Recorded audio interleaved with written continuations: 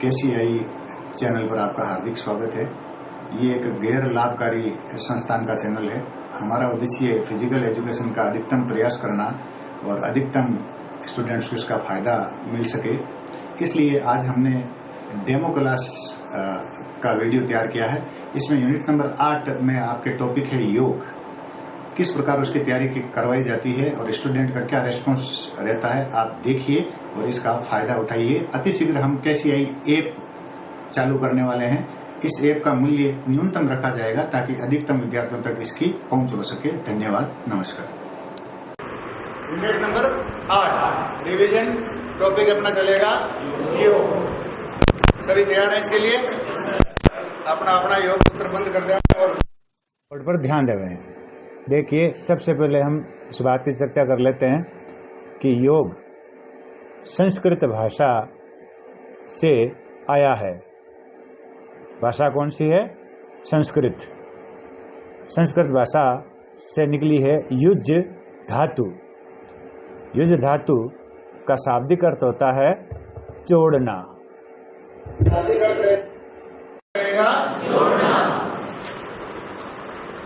अर्थात दो वस्तुओं को, दो स्थितियों को, दो व्यक्तियों को आपस में जोड़ना, यह है इसका। अगर आप में किसी भी प्रकार के गुण का, सकारात्मक शक्ति का, सकारात्मक मानसिक स्थिति का अंदर समावेश होता है, वह सभी योग की स्थिति कहलाएगी। फिर योग का शाब्दिक अर्थ के बाद कौन सा अर्थ अपन ने पढ़ा? आध्यात्मिक अर्थ। आध्यात्मिक अर्थ क्या होगा? योग का आध्यात्मिक अर्थ होता है आत्मा का परमात्मा से मिलन। यह है व्यक्ति की अंतिम स्थिति। योग जीवन जीने की एक संपूर्ण पद्धति है। ये अपन ने योग का इंट्रोडक्शन लिया है। फिर से कौन सी भाषा से आया? संस्कृत की धातु, शाब्दिक अर्थ, आध्यात्मिक अर्थ, आत्मा का परमात्मा से। उसके बाद कुछ विद्वानों ने इसकी उत्पत्ति मानी है योग का शब्द से। ठीक है, इसका अर्थ क्या होता है? दो बैलों को आपस में जोड़ने वाला उपकरण। फिर मैंने आपको बताया था योग पढ़ने का अपना क्या उद्देश्य है। अपने को कोई बाबा तपस्वी संत तैयार नहीं करना है। योग हम इसलिए पढ़ रहे हैं कि एक तो हमारे शारीरिक शिक्षक है, वो बच्चों का सर्वांगीण विकास है। दूसरा, खिलाड़ी की गामक क्षमताओं का विकास है। इसलिए योग में केवल वो ही टॉपिक पढ़ेंगे जिसका फायदा हम शारीरिक शिक्षा में उठा सकें। योग कब और कैसे आया? विश्व को योग की पद्धति किस देश की देन है? किस देश की? यूरोप में आता है। इसको भी शॉर्ट में देखना है। पहले लगभग 3000 ईसा पूर्व सिंधु घाटी सभ्यता में योग का हमें पता चलता है।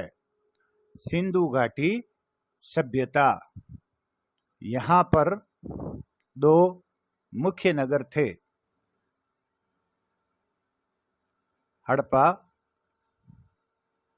हड़प्पा और मोहनजोदड़ो। वहां पर खुदाई की गई तो विभिन्न प्रकार की वस्तुएं मिली। उसके साथ में क्या मिला? चित्रित मूर्तियां मिली। योगासन में चित्रित मूर्तियां मिली, जिसके आधार पर हम ये कह सकते हैं कि घाटी सभ्यता में योग प्रचलन में था। वहां की नीति का अर्थ हमें पता नहीं है, लेकिन हम दावे के साथ कह सकते हैं इनको देखकर, योगासन में चित्रित मूर्तियों को लगभग 3000 ईसा पूर्व सिंधु सभ्यता में भी योग प्रचलन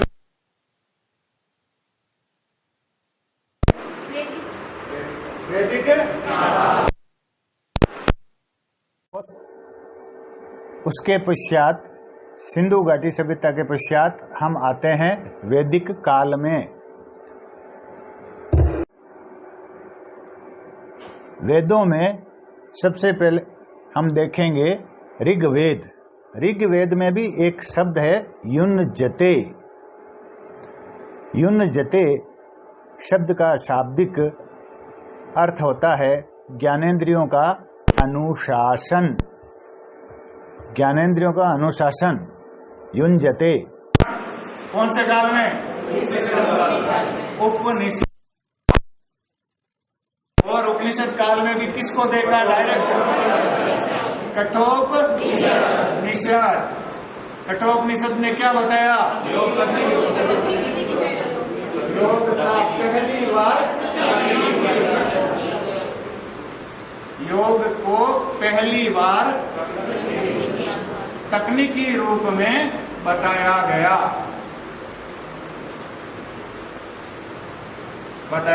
अर्थात योग की पूरी क्या था? योग अत्यंत लोकप्रिय था। ऋषि मुनि समाधि के लिए, ध्यान के लिए इसका प्रयोग वहीं एक साथ प्रदान की। उस ग्रंथ का नाम था भगवत गीता। लेकिन प्रमुख 3 योग पर प्रकाश डाला। कौन कौन से? ज्ञान योग, भक्ति योग, कर्म योग। ज्ञान योग में बताया कि मनुष्य ज्ञान के द्वारा ईश्वर की प्राप्ति कर सकता है। भक्ति योग में क्या बताया? भक्ति के द्वारा ईश्वर की प्राप्ति संभव है। वहीं कर्म योग में क्या कहा? निष्काम कर्म के द्वारा कर्मण्येवाधिकारस्ते मा फलेषु कदाचन। आप कर्म करते रहें, फल की इच्छा ना करें। इस प्रकार हमें पता चला सिंधु घाटी में योग था, वैदिक काल में, उपनिषद काल में और महाकाव्य काल में। इसके बाद क्या आया? सूत्र काल। कब था? लगभग 147 ईसा पूर्व। यहां पर सूत्र काल इसको नाम क्यों दिया? Very good. महर्षि महर्षि पतंजलि को योग का क्या कहा जाता है? पितामह, ग्रांड जनक, ग्रांड फादर। सूत्रबद्ध और संहिताबद्ध करने का प्रयत्न किया और योग सूत्र को 4 भागों में बांटा। यह है सूत्र काल का महत्व। सूत्र काल के बाद बीच में लो जैनिज्म और बौद्धिज्म। जैन व बौद्ध धर्म के ग्रंथों का अध्ययन करते हैं तो भी हमें पता चला है कि उन्होंने भी योग का वर्णन किया है। बौद्धिज्म में गौतम बुद्ध को और जैनिज्म में महावीर स्वामी को योग का महान ज्ञाता बताया गया है। देश काल परिस्थिति के अनुसार थोड़ा स्मृति काल लगभग 1000 ईस्वी तक लिखी जाती रही। हमारे लिए स्मृति काल का क्यों महत्व है? क्योंकि स्मृतियों में भी योग के बारे में बताया गया है। इसके बाद किसमें आएंगे? मध्य काल में मैंने बताया आपको कितने संप्रदाय प्रमुख रूप से आए थे? 2। पहला कौन सा था? नाथ। दूसरा कौन सा था? भक्ति संप्रदाय। नाथ संप्रदाय ने किसका प्रचार किया? और भक्ति संप्रदाय ने? नाथ संप्रदाय के 2 मुख्य योगी कौन थे? मत्स्येंद्र नाथ जी और गुरु गोरख। उसके बाद आता है आधुनिक काल। आधुनिक काल अपना वर्तमान समय। इसमें किस किस ने योगदान दिया था? मुख्य रूप से स्वामी विवेकानंद, महर्षि अरविंदो, महर्षि रमण, महर्षि योगानंद, BKS अयंगर और माननीय प्रधानमंत्री महोदय ने, इन्होंने कहा संयुक्त राष्ट्र संघ में भाषण दिया। कब दिया था? वहां पर योग की महत्ता पर प्रकाश डाला, पूरे विश्व को योग के बारे में बताया, जिसके फलस्वरूप संयुक्त राष्ट्र संघ में प्रस्ताव पारित किया गया और 21 जून 2015 को प्रथम अंतर्राष्ट्रीय योग दिवस मनाया गया। इस दिन 2 विश्व रिकॉर्ड भी बने थे, आपको बताया था। एक तो सर्वाधिक लोगों का एक साथ, दूसरा सबसे ज्यादा देशों के प्रतिनिधियों द्वारा एक साथ योग करना। ये मामला है आपके योग का। उसके पश्चात हमने योग है, कर्म में कुशलता ही योग है। उसके बाद ये परिभाषा नाम दी श्री कृष्ण ने, किसको दी थी? उसके बाद उन्होंने ली योग समाधि है। समाधि की अवस्था को ही योग कहते हैं। उसके बाद आपने परिभाषा दी थी किसकी? ऐसी योग है। उसके बाद ली आगम की, शिव और शक्ति के बारे में जानना ही। उसके बाद में ली गांधी जी की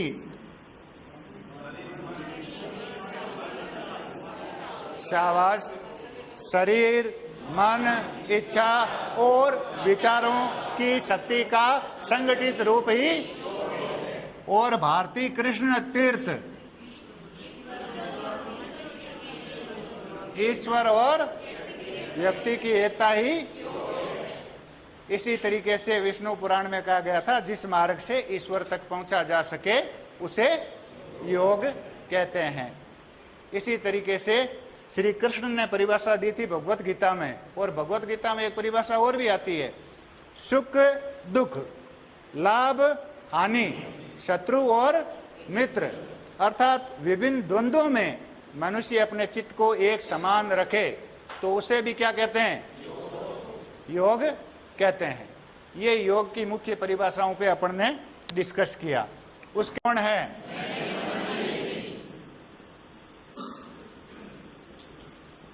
प्रणेता है महर्षि। अब बताइए इसको अष्टांग योग क्यों कहते हैं? क्योंकि इसके इनका कर्म याद रहना जरूरी है। पहला है दूसरा, तीसरा, चौथा, पांचवा, छठा, सातवां, आठवां,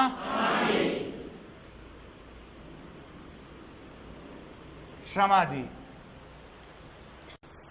4 अंगों का सही क्रम है या अंतिम 4 अंगों का सही क्रम है, या योग का 7वां अंग कौन सा है, अष्टांग योग का 5वां चरण कौन सा है, वो आप सोल्व कर लेंगे। फिर इनमें 2 डिफाइन किए थे।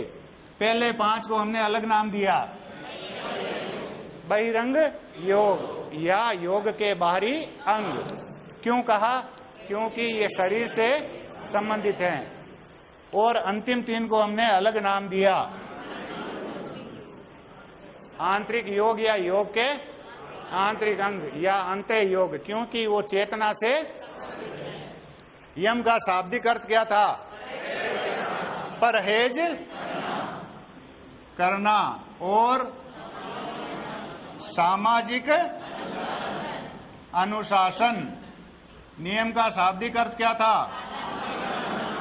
पालन या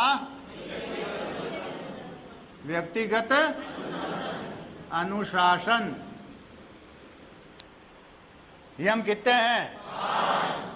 आपको फॉर्मूला बताया था, ऊपर क्या लिख दें? हैं? सत्य। सबसे नीचे क्या लिख दें? ब्रह्मचर्य। अब बीच में 3 किससे शुरू होंगे? अहिंसा, अस्तेय, अपरिग्रह। सत्य क्या है? जैसा ज्ञानेंद्रियों ने अनुभव किया है वैसा ही वापस प्रकट करना, इसको कहते हैं सत्य। अहिंसा मन वचन कर्म के द्वारा गुड किसी का हित न करना, अस्तेय चोरी नहीं करना, अपरिग्रह आवश्यकता से अधिक संग्रह नहीं करना, ब्रह्मचर्य मन वचन और कर्म से पवित्रता का दूसरा नियम। अब इसको सामाजिक अनुशासन क्यों कहा? कोई भी एक चीज का आप पालन नहीं करोगे तो पूरा समाज प्रभावित होगा, इसलिए इसको क्या कहा गया? जबकि इसको व्यक्तिगत अनुशासन कहा गया। क्यों कहा गया? क्योंकि इससे एक व्यक्ति विशेष ही प्रभावित होता है। ये भी कितने हैं? इसमें 3 किससे शुरू होंगे? क्या है? संतोष, स्वाध्याय और तप और ईश्वर प्रणिधान। सोच का शाब्दिक अर्थ शुद्धि। कैसी शुद्धि? आंतरिक शुद्धि, बाहरी शुद्धि और वैचारिक शुद्धि। आंतरिक शुद्धि कैसे होगी? दैनिक क्रियाकर्म करना और 6 षटकर्मों का प्रयोग करना, शुद्धि क्रियाओं का प्रयोग करना। बाहरी शुद्धि कैसे होगी? स्नान करना, बाल कटे हुए, नाखून कटे हुए, शरीर क्लीन। और वैचारिक शुद्धि विचारों से पवित्रता रखना। संतोष जो है जितना है उसमें खुश रहना। स्वाध्याय 3 कंडीशन बताई। सबसे पहले धार्मिक ग्रंथों का अध्ययन करना, दूसरा ईश्वर के बारे में अध्ययन करना, तीसरा स्वयं के द्वारा स्वयं का अध्ययन। तप तपाना, वश में करना, ईश्वर की ओर मोड़ना। ईश्वर प्रणिधान ईश्वर में विश्वास रखना, जो भी कर रहा है, जो भी हो रहा है, सब ईश्वर की मर्जी है। आसन का अर्थ स्थिरम सुखम से, अर्थात जिसमें सुख पूर्वक स्थिर रहा जा उसे क्या कहेंगे? शरीर की स्थिति के अनुसार आसन कितने प्रकार के हैं? पहला प्रकार लेटकर, दूसरा प्रकार बैठकर, तीसरा प्रकार खड़े होकर। क्या आसन सभी एक ही उद्देश्य से करते हैं या उद्देश्य अलग अलग होता है? उद्देश्य भी अलग अलग होता है। कुछ लोग इसलिए करते हैं व्यायाम के लिए, गामक क्षमता में वृद्धि के लिए, उस समय उसको क्या कहेंगे? व्यायामात्मक या संवर्धनात्मक आसन। दूसरे कैडर में कुछ लोग ध्यान के लिए करते हैं, तब क्या कहेंगे? ध्यानात्मक आसन। तीसरे कैडर में कुछ लोग रिलैक्सेशन के लिए करते हैं, उसको कहेंगे शिथिलीकरण के आसन। चौथा अंग प्राण प्लस किस भाषा से उठाया? संस्कृत से उठाया। अर्थ क्या है इसका? प्राण यानी जीवनी शक्ति, आयाम यानी नियंत्रण या फैलाव करना, अर्थात नियंत्रित फैलाव करना, प्राणों को विभिन्न आयाम तक। वहीं पतंजलि ने क्या कहा? श्वास विच्छेदन, श्वास प्रश्वास का विच्छेदन, नियंत्रण, नियमन, अनुशासन, संतुलन, इसको क्या कहा गया? प्राणायाम। सामान्य शब्दों में हमने क्या कहा? श्वसन से संबंधित व्यायाम।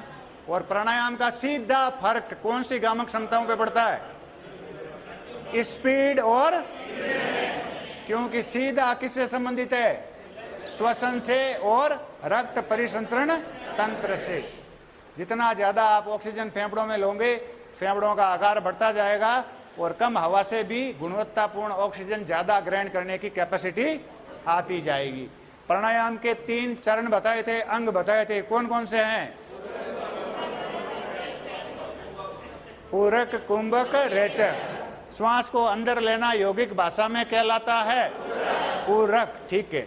श्वास को छोड़ना, श्वास को रोकना, श्वास को अंदर रोकना, श्वास को छोड़कर बाहर रोकना, जहां श्वास है वहीं रोकना।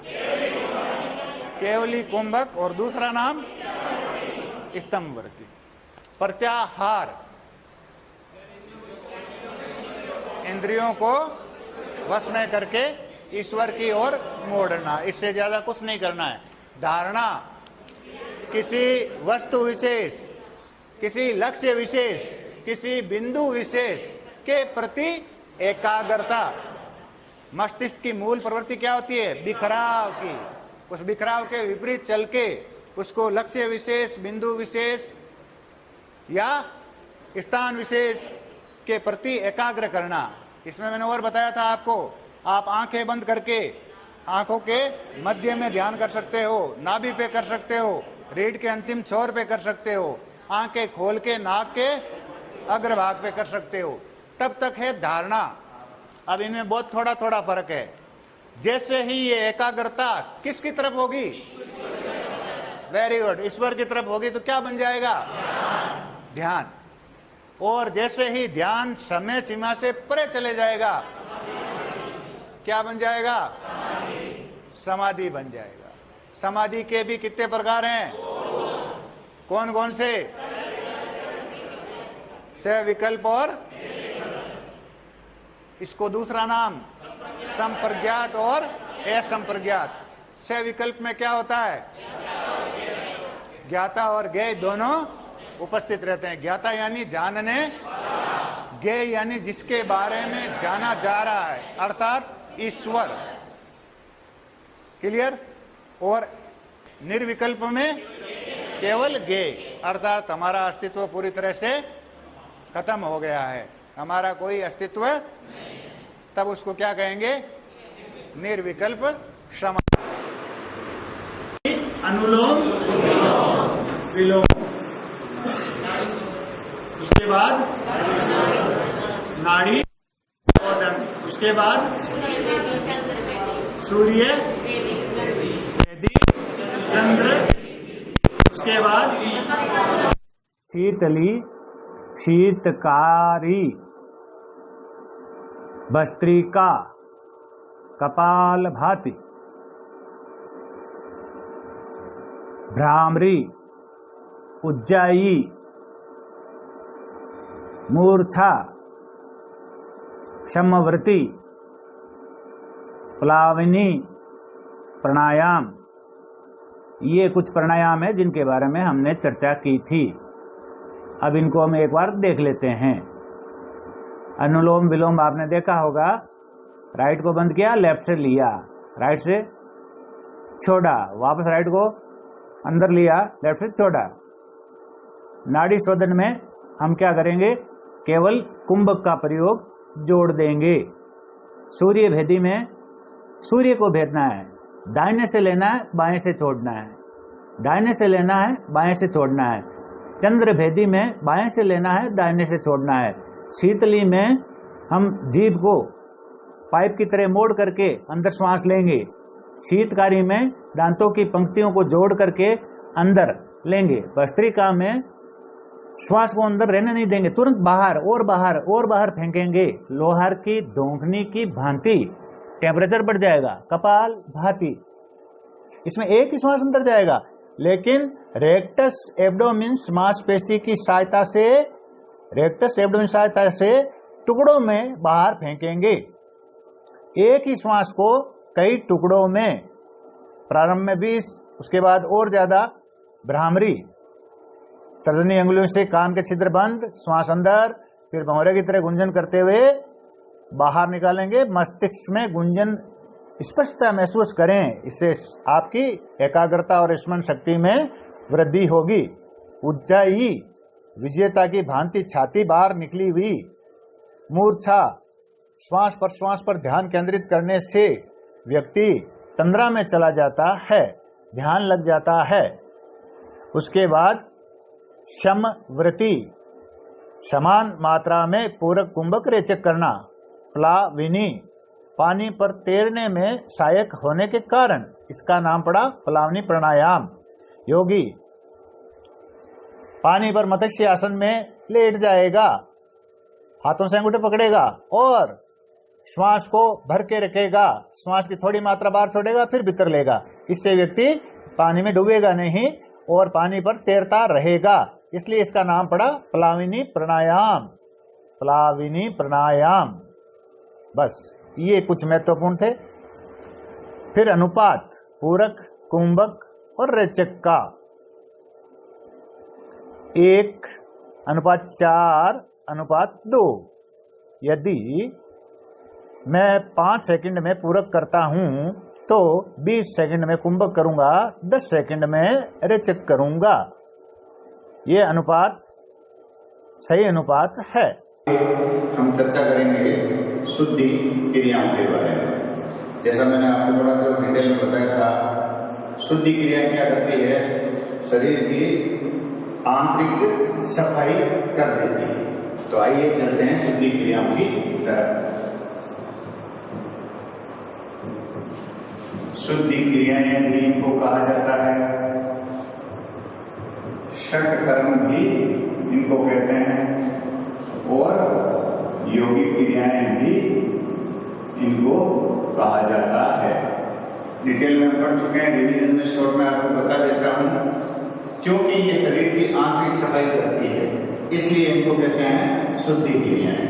संख्या में 6 होने के कारण इनका नाम पड़ा षट कर्म।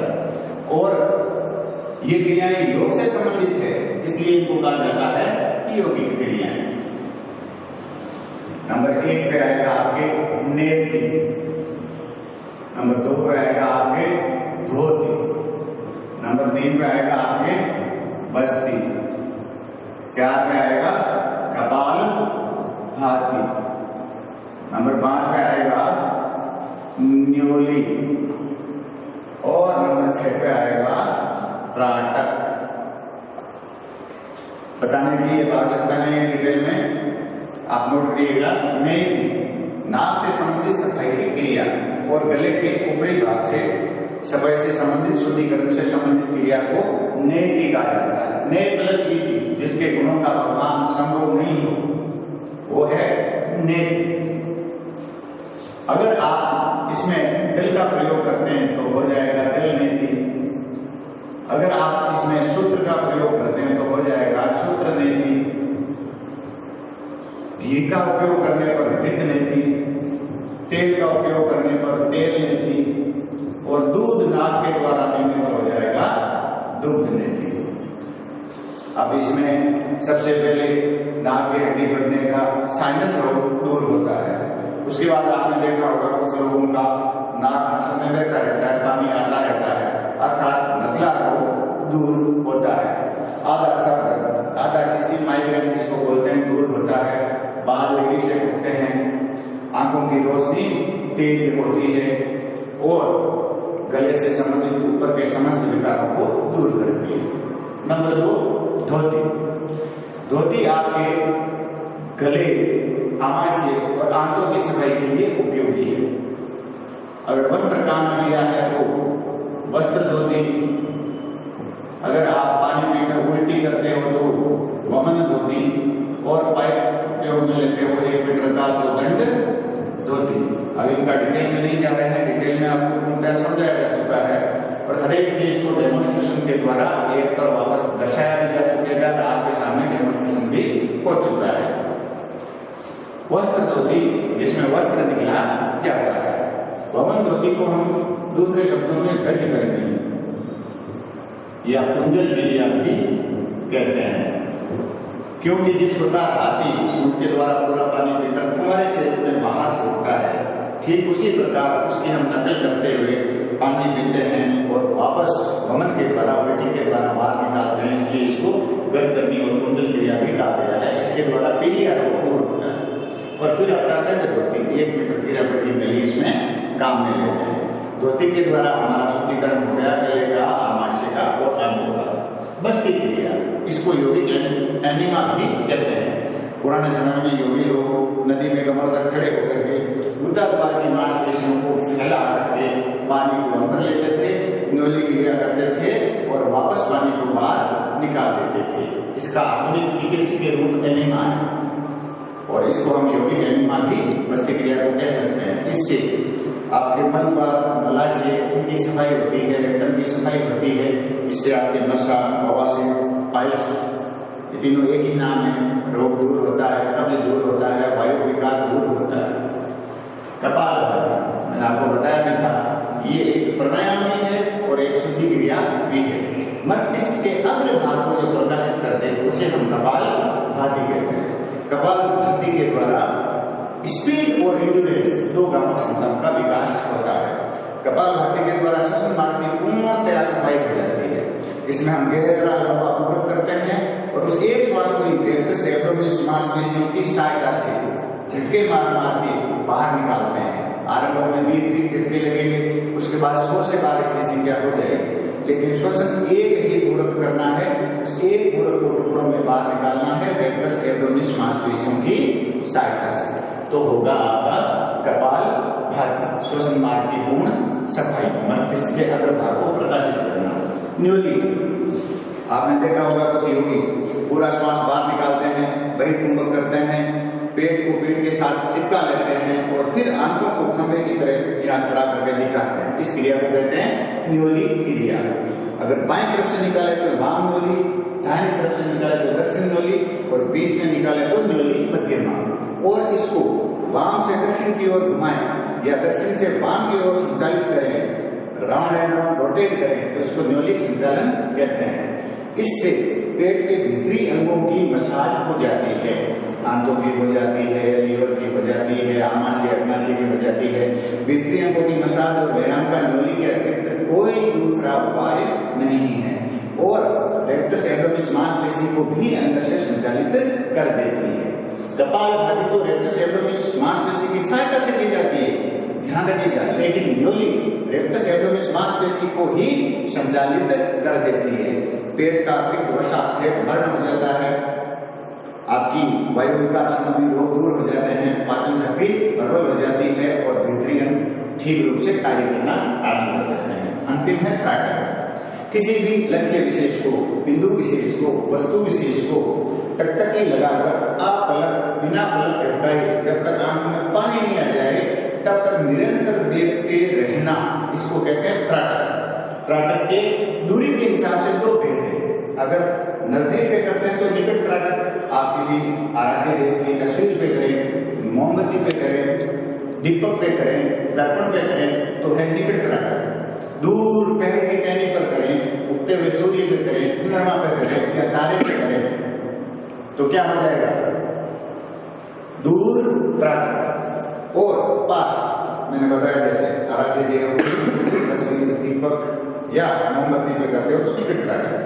और आंखों की स्थिति के हिसाब से भी इसके दो भेद है। खुली आंखों से करते हो तो बहिर ट्रैकर है और आंखें बंद करके भीतर मूलाधार केंद्र पर ध्यान करो, नाभि केंद्र पर ध्यान करो या दोनों आंखों के मध्य आज्ञा चक्र पर ध्यान करो, इसे कहते हैं अंत्य ट्रैकर।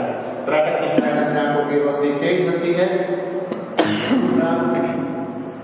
आपकी एकाग्रता शक्ति बढ़ती है और तीसरा आपकी स्मरण शक्ति तेज होती है। अतः ये खिलाड़ियों और विद्यार्थियों के लिए अत्यंत लाभदायक है। अब हम पढ़ेंगे बंध के बारे में। बंध का शाब्दिक अर्थ है बांधना, आध्यात्मिक अर्थ है प्राणों को बांधना। बंध 3 प्रकार के होते हैं। मूल बंध, उड़ियान बंध,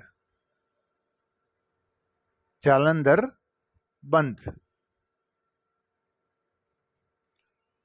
अगर हम गुदाद्वार की मांसपेशियों को सिकोड़ करके ऊपर खींच करके